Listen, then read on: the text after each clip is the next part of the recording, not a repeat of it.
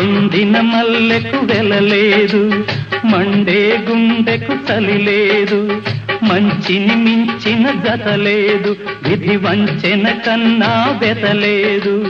మనసే మనిషికి చిరుచేదైతే మనుగడకర్థం లేదు, ఇది అందరికి అర్థం కాదు. ఓ